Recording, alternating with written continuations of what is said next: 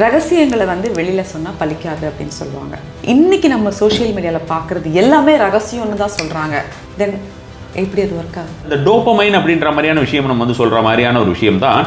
அந்த ஒரு விஷயத்தை நம்ம வந்து பண்ணுறதுக்கு முன்னாலே எல்லாருக்கிட்டையும் நான் அப்படி பண்ணிவிடுவேன், அப்படி ஆக போகுதுன்னு சொல்லும்போது என்ன ஆகும்னா, பேசிக்கலாக நமக்கு அதை செய்யக்கூடிய தன்மை அப்படின்ற மாதிரியான விஷயத்தை வந்து நம்மளுடைய பிரெயின் ஆகட்டும், நம்ம சப்கான்ஷியஸ் மைண்ட் ஆகட்டும், ஆல்ரெடி அவன் செஞ்சுட்டான் போல் இருக்கு, இதுக்கு நான் எஃபோர்ட் போட வேண்டாம், புல் பண்ண வேண்டாம், புஷ் பண்ண வேண்டாம் அப்படின்ற மாதிரியான விஷயமா விட்டுரும். நிறைய பேர் பார்த்தீங்கன்னா அந்த மாதிரி சொல்லிக்கிட்டு இருக்கவங்க செய்ய மாட்டாங்க.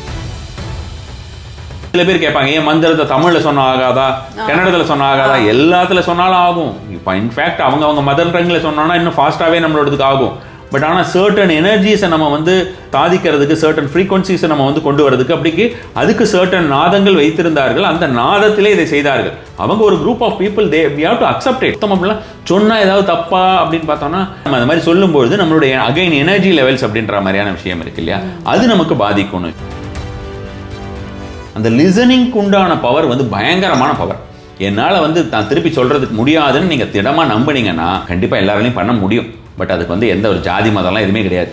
பட் அப்படி பண்ண முடியாது எனக்குன்னு நினைக்கிறவங்க கண்டிப்பாக அதை லிசன் பண்ணால் எக்ஸலண்ட் பவர் வரும். அதுக்கு அந்த லிசனிங்கிறது வந்து நம்ம போட்டு வச்சுட்டு அது பாட்டுக்கு அது ஓட நம்ம வீட்டில் வந்து சமையல் பண்ணிக்கிட்டு இருந்தோம்னா பலன் கிடையாது. Focus is very much important. அதை நிதானமாக உள்வாங்கிறது, அதை முழுமையாக உள்வாங்கி கேட்குறோம் அப்படின்னும் போது நம்ம சொல்கிற மாதிரி ஒரு வைப்ரேஷன் உள்ளே கொண்டு வந்தோம்னா ஒண்டர்ஃபுல்லாக ஒர்க் ஆகும். பயங்கரமான ரிசல்ட்ஸ் அது கிடைக்கும். விஷ்டிகரணத்தில் பிறந்துட்டாங்கன்னா அவங்களுக்கு பார்த்தீங்கன்னா குறைஞ்சபட்சம் 32 இயர்ஸ் ஆர் 40 இயர்ஸ் வரைக்குமே, 32 இயர்ஸ் வரைக்கும் தான் அது பெருசாக ஒர்க் ஆகும். ஆனால் அந்த 32 இயர்ஸ்க்குள்ளே அவங்க படுற ஒரு ஃபெயிலியர்ஸ், அவங்க வந்து எவ்வளோ எஃபோர்ட் போட்டு அவங்களால முன்னேற முடியாது. அவங்க வந்து பார்த்தீங்கன்னா 30,000-40,000 சம்பளம் வாங்கிட்டு இருப்பான். அவனை விட ரொம்ப ஒர்த்தே இல்லாதவன் பக்கத்துலேயே உட்காந்து 1 லட்ச ரூபா சம்பளம் வாங்குவான். இல்லைனா அவனோட பாஸாக இருப்போம், இவனை கூப்பிட்டு பேசிக்கிட்டு இருப்பான். அவங்க போடுற எஃபோர்ட்டுக்கு உண்டான பலன் கிடைக்காதுன்னு இருக்கும். அதுக்கு ரெமெடியாக வந்து இதுதான் சொல்லியிருக்காங்க. அந்த 32 இயர்ஸ் வரைக்கும் இந்த மாதிரி அனுபவிச்சிட்டோன்னு வைங்களேன், அதுக்கப்புறம் அதுவே பழகிப்போம். குளிக்கிற தண்ணியில் ஒரு பரிகாரம் இருக்குது, தலைக்கடியில் ஒரு பேப்பர் வச்சு தூங்கினீங்கன்னா அந்த பரிகாரம் நிவர்த்தி ஆகும்னு நீங்கள் சொல்கிறீங்க. ஏதாவது ஒரு உடம்பு சரியில்லைனா கூட நம்ம வீட்டில் என்ன பண்ணுவாங்க, முதல்ல எடுத்துகிட்டு வந்தோன்னே விபூதி எடுத்து கொண்டு வந்து வைப்பாங்க. இந்த வச்சுக்கோ, இந்த கொஞ்சம் விபூதி எடுத்து தலைகாணிக்குள்ளே வை. எல்லாமே நமக்கு அந்த ஒரு எனர்ஜி வந்து நமக்கு போய் சேரும் அப்படின்னு. அது மாதிரி தலகாணிக்குள்ளே வைக்கிறது அப்படிங்கிறதுமே ரொம்ப இதில் வேறு நிறைய இதில் நம்ம சொல்லிக்கிட்டே போகலான்னு வச்சுக்கோங்களேன். இதுலேயும் அதுக்கு நல்ல ஒரு பலன் இருக்கும். தலகாணிக்குள்ளே வைக்கிறதுக்குன்னு பர்டிகுலராக சின்ன யந்த்ராஸ் அல்லது சர்டன் எனர்ஜி லெவல்ஸ் நம்ம எழுதியிருக்கிற விஷயங்கள் தலகாணிக்குள்ள எழுதிட்டு வச்சுக்கிறது, நாம் சில அஃபர்மேஷன்ஸ் வச்சுக்கிறது, நம்மளுடைய மாடர்ன் மந்த்ராஸ் எதாவது இருந்ததுன்னா அதெல்லாம் வச்சுக்கிறது, இதெல்லாமே நல்ல பலன் தரக்கூடியதாக இருக்கும்.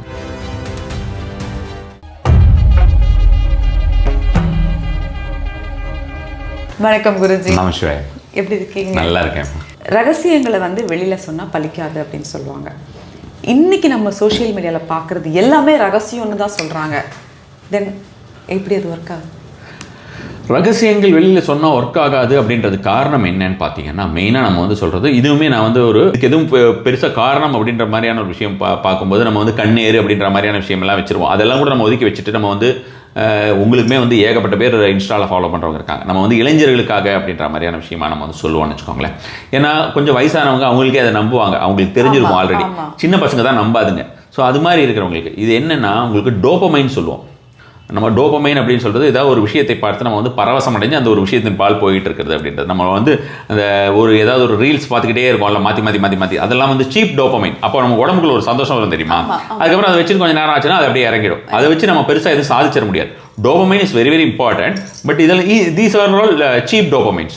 ஸோ அப்போ அந்த டோபமைன் அப்படின்ற மாதிரியான விஷயம் நம்ம வந்து சொல்கிற மாதிரியான ஒரு விஷயம் தான்.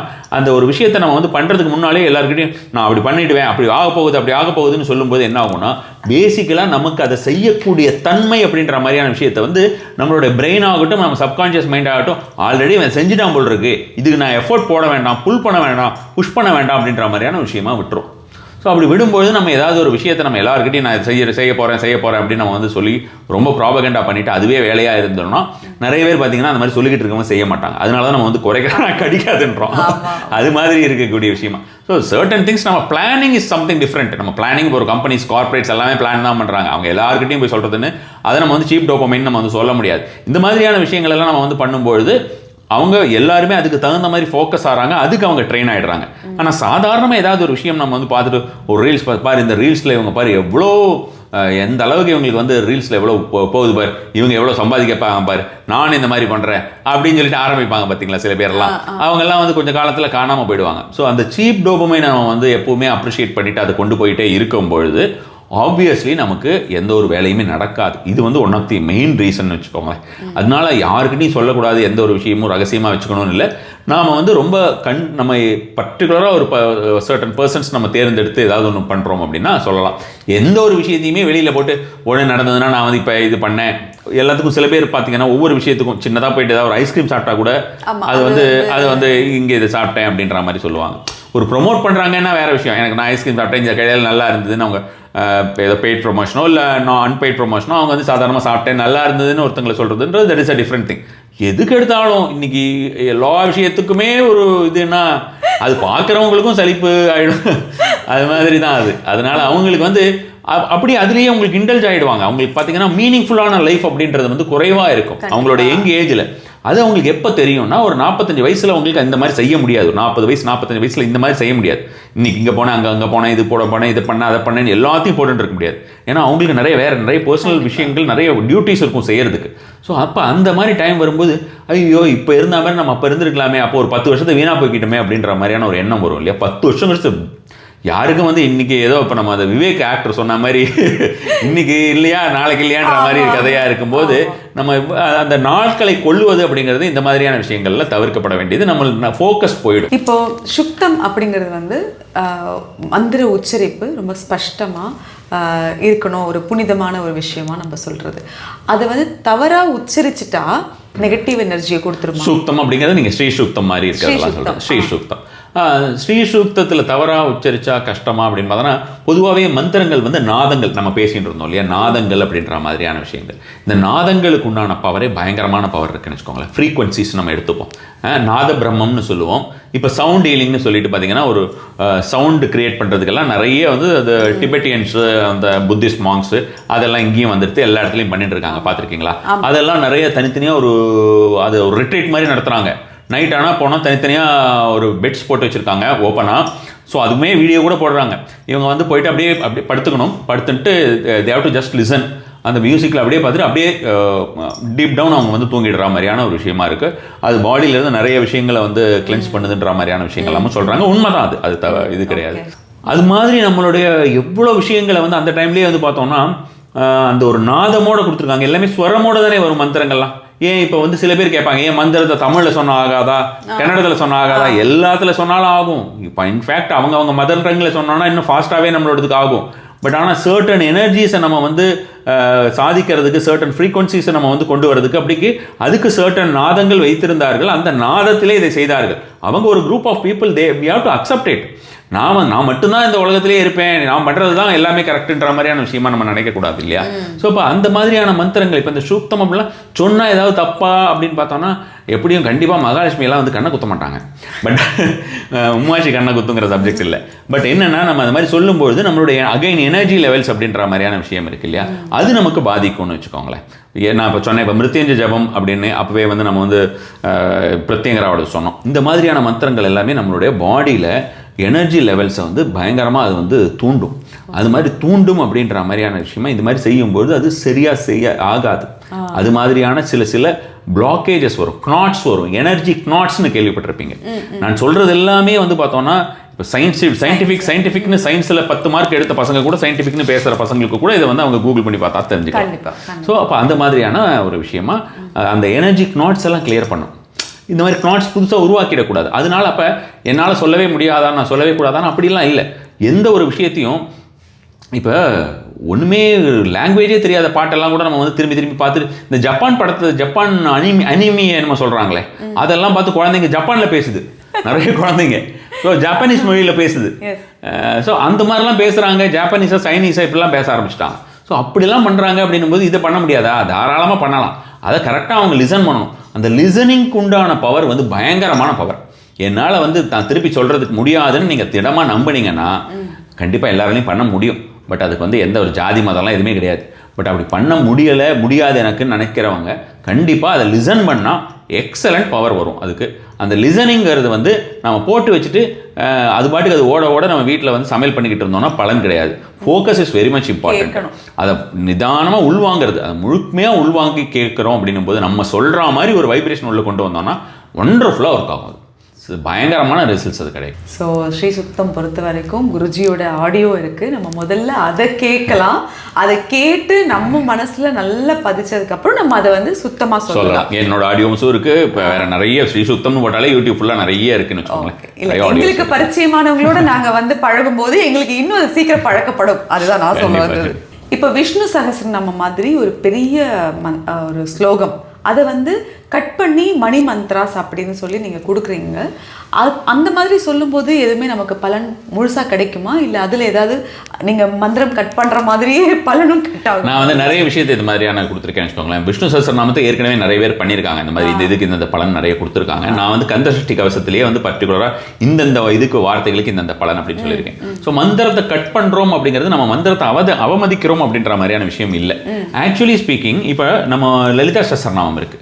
லலிதா சஹஸ்ரநாமம் அவ்வளோத்தையும் சொல்ல முடியாது எனக்கு அப்படின்னு நினைக்கிறவங்க வந்து லலிதா சப்த ஸ்லோகின்னு அதை வந்து 7 விதமான ஒரு மந்திரங்களாக நம்ம மகாபெரியவர் கொடுத்துட்டு போயிருக்காரு. இதை முதல்லயே நிறைய பண்ணியிருக்காங்க. இப்போ வந்து நம்ம நிறைய அதாவது மகாபெரியவருக்கு முன்னால் இருந்த பெரிய பெரிய மகான்கள் எல்லாமே நிறைய பண்ணியிருக்காங்க. நிறைய சின்ன சின்ன விஷயம், ராமாயணத்தை குட்டியாக பண்ணுறது, சுந்தரகாண்டத்தை, அதாவது நீ ஒன்றுமே பண்ணாததுக்கு இதை பண்ணு அப்படின்ற மாதிரியான ஒரு விஷயமா இதுலேருந்து ஸ்டார்ட் பண்ணு. இதில் ஸ்டார்ட் பண்ணி இதோட ஃப்ரூட்ஸ் நீ அனுபவிக்க ஆரம்பிச்சிரு, அதுக்கப்புறம் பாரு. இப்போ நான் என்ன சொல்கிறேன்னா, இப்போ நான் விஷ்ணு சஹஸ்ரநாமம் எடுத்தேன்னு வச்சுக்கோங்க. Vishnu Sahasranamam is wonderful Mantra. அது வந்து நம்ம வந்து ஒரு விதத்தில் நீங்கள் பார்த்தீங்கன்னா நம்ம பஞ்சாங்கம்னு சொல்கிறோம் இல்லையா. பஞ்சாங்கம் அப்படின்னு நமக்கு வந்து எல்லாருக்கும் என்ன நட்சத்திரம் என்னன்னு தெரியும், திதி என்னன்னு கூட நிறைய பேருக்கு தெரியும். அந்த மாதிரியான விஷயம் நிறைய பேருக்கு யோகம்னா என்ன, கரணம்னா என்னன்னு தெரியாது. இப்போ வந்து யூடியூப்பில் வந்து நிறைய அஸ்ட்ராலஜர்ஸ் இந்த கரணம் பற்றியெல்லாம் சொல்கிறது, கரணத்துக்கு வந்து இந்த அனிமல் வச்சுக்கோங்க, அந்த கரணத்தோட சிம்பிள்ஸ் வச்சுக்கோங்க இப்படிலாம் சொல்கிறாங்க. So I have a different opinion வச்சுக்கோங்களேன். இந்த கரணம் அப்படின்ற விஷயத்தில் வந்து நான் வந்து ரெகுலராக ரொம்ப வருஷமாக கொடுத்துட்ருக்கிறது வந்து இந்த கரணம் அப்படின்றது வந்து இந்த நம்ம தமிழ் ஆளுங்க வந்து கரணம் தப்பினால் மரணம் அப்படின்னு ஏன் சொன்னாங்கன்னா, தப்பான கரணம் வந்தது அந்த டைமில் நாம் செய்யக்கூடிய ஃபினான்ஷியல் விஷயம். கரணம் அப்படிங்கிறது ஃபார் ஃபினான்ஸ், சரியா? ஸோ கரணம் ஃபார் ஃபினான்ஸ், நட்சத்திரம் ஃபார் அவர் லாங்கிவிட்டி. அதனால தான் நம்ம நட்சத்திரத்துக்கு நம்ம வந்து ஹோமம் பண்ணுறோம். நம்ம ஒவ்வொரு நட்சத்திரம், இப்போ நம்ம வந்து குழந்தைக்கு கூட பர்த்டேனிங்க, அப்போ அதுக்கு வந்து நம்ம வந்து நட்சத்திரத்துக்கு பண்ணுறதுங்கிறது தான் பலன் தரும். டேட் ஆஃப் பர்த் பண்ணி பண்ணுறது ஒன்றும் பலன் தராது, டைரெக்டாக அவங்கள வந்து இம்பேக்ட் பண்ணாது. ஸோ இப்போ நட்சத்திரம் படி பண்ணுறது தான் அது மாதிரி. அப்போ நட்சத்திரம் எப்படி வந்து லாங்கிவிட்டி அப்படின்ற மாதிரியான இருக்கோ, அதனால தான் நட்சத்திரம் அப்படின்றது it is for Saturn. Saturn வந்து வாயு தத்துவம். வாயு தத்துவங்கிறது மூச்சு, ஏர் எலிமெண்ட். ஸோ அப்படி தான் நம்ம வந்து எடுக்கிறோன்னு வச்சுக்கோங்க. ஸோ இப்போ இதில் பார்த்துருவோம். நம்ம வந்து திதின்னு எடுத்தோம்னா அது சுக்கரன் வாட்டர் எலிமெண்ட் அப்படின்னு ரிலேஷன்ஷிப் ரிலேட்டடுக்கு திதி. அதனால தான் திதி நித்யா தேவியர் அப்படின்னு நம்ம வந்து நிறைய தேவியர்கள் வச்சுருக்கோம். அது வந்து ஸ்டெப் பை ஸ்டெப் அவங்க வந்து வி கேன் ரீச். அதெல்லாம் மீறி நம்ம மெயினாக லலிதையை போய் பிடிக்கிறோம் அப்படின்னும் போது நம்ம வந்து வேறு மாதிரியான ஒரு சுச்சுவேஷனில் இந்த ரிலேஷன்ஷிப்போ மற்ற விஷயம்லாம் நமக்கு ஒரு மேட்டராக இருக்காது. அந்த லலிதா சஹஸ்ரநாமத்தையும் அந்த மாதிரியான விஷயமா கொடுத்துருக்கோம். இது மாதிரி சின்னதாக இப்போ நம்ம வந்து கொடுக்குறோம். இப்போ விஷ்ணுவோட சஹஸ்ரநாமம் பொறுத்த வரைக்கும் அந்த கரணம் அப்படின்ற விஷயத்தில் ஃபினான்ஸ் ரிலேட்டடாக ஏதாவது நமக்கு வந்து ப்ராப்ளம் வராமல் நம்ம லைஃப்பில் இருக்கணும். ஒருத்தர் வந்து அந்த பர்டிகுலராக விஷ்டிகரணத்தில் பிறந்துட்டார், பத்ரகரணத்தில் பிறந்துட்டார் அப்படின்னாலோ, நம்ம மந்த்லி எப்படி நமக்கு எல்லா நட்சத்திரமும் திதியும் வருமோ அது மாதிரி டெய்லி கரணமும் வரும். அந்த கரண நாட்கள் அப்படின்னு நான் தனியாக கொடுத்துட்டுருக்கேன். அந்த பர்டிகுலர் கரோனா டேஸில் நம்ம வந்து புது ப்ராஜெக்ட் ஒத்துக்கிட்டோம்னா அது சரியாக வராது. நிறைய ப்ராஜெக்ட்ஸ் ஒரு சில ப்ராஜெக்ட்ஸ் எல்லாம் நமக்கு ஃபெயிலியர் ஆகிருக்கும், இல்லை நம்ம பண்ணியிருப்போம், செக் போட்டால் திரும்பி வரும். இதெல்லாம் உங்களுக்கு உங்கள் லைஃப்பில் நீங்கள் கேள்வியாவது பட்டிருக்கலாம். இல்லை, எனக்கு தெரியவே இல்லை. நான் ஃபர்ஸ்ட் டைம் உங்ககிட்ட நான் கேட்குறேன். இல்லை செக் போட்டால் திரும்பி வரலாம் கேள்விப்பட்டிருக்கேன்.